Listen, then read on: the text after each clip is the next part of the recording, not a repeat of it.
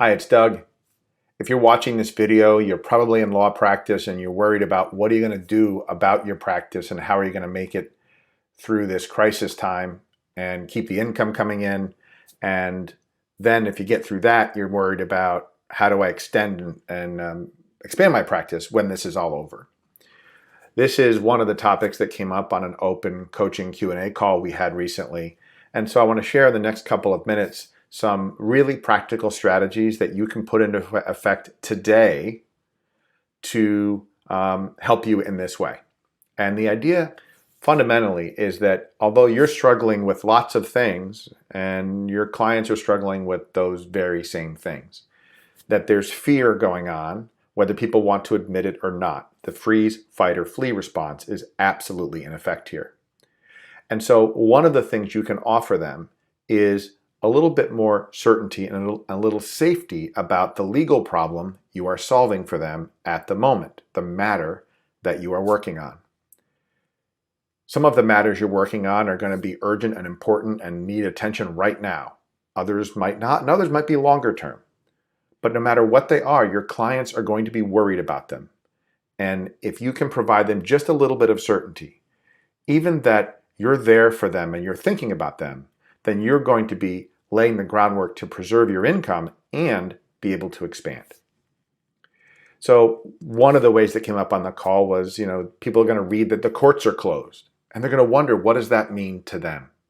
So you could just post a notice and say, hey, the courts are closed. That's not where you provide value. You provide value in helping them take the information, the courts are closed, and making it make sense to them. What does it mean to them? So keep the client, what the client is mostly worried about the legal problem you're solving, top of mind.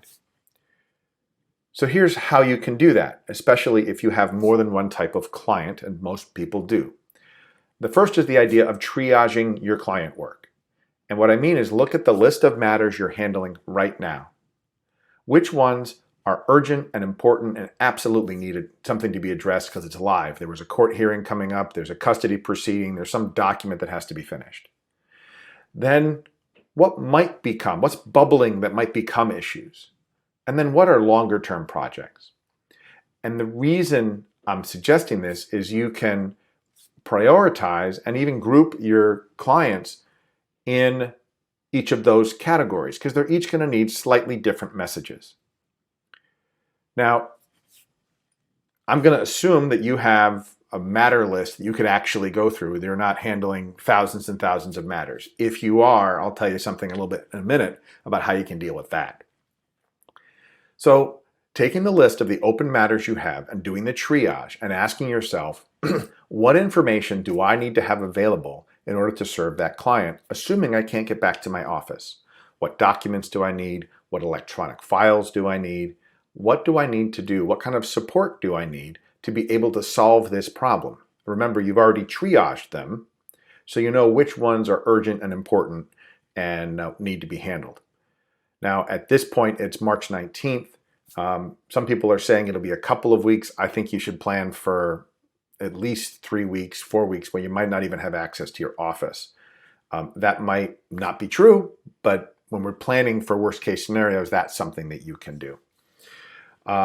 So what you really want to do is have a mini plan for each client, because the best way to do client outreach is to reach out to a client by phone and say, Angela, I've been looking at your case and I want to be here to answer questions for you, and then let them speak.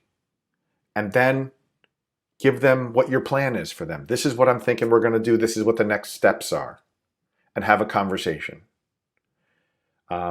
They might be worried if your meter is running, billable hours for this. That's up to you. Sometimes doing a little thing and writing it off or saying, look, this isn't on the meter, this is just for you, is going to do a great thing to delight your client and build your client loyalty. So have a plan for each client and do the outreach. Now, if you have a lot of clients in a particular type of matter, then you might do a more generic approach where you're reaching out to, say, all your clients who are having criminal cases or all your clients who are having family matters. But when you've triaged them and grouped them, you can send a message thinking about what are the top 3 things they care about right now and giving them information about that. And yes, you can post it on your website. I think it's more effective to just communicate it with your list to those clients and then offer an opportunity to speak with you. And at the end, or at the beginning, might want to let them know, hey, we're still open for business. We might not be in our office, but we're here for you. Remember that in this case of doing client outreach, the rules of relationships are not suspended. In fact, they're even more important than they were before. So whatever you do, before you reach out, think about what you're going to do in advance and have a message for them. Either triage by type of client work, by type of matter, or both. And then get in action and do it. You might have some FAQs. Don't go overboard because people can't read and they might be out of date as soon as you publish them. One of the topics that came up yesterday that's keeping lawyers from doing this is our own uncertainty that we don't have the answers. And we might not. The rules are changing almost every day. What we do have, though, is our legal mind, and we know our clients. And we're in the best position to give them advice about how to proceed using our best judgment and competence. And it's okay to say, we're not sure exactly what's going to happen, but here's what you can do.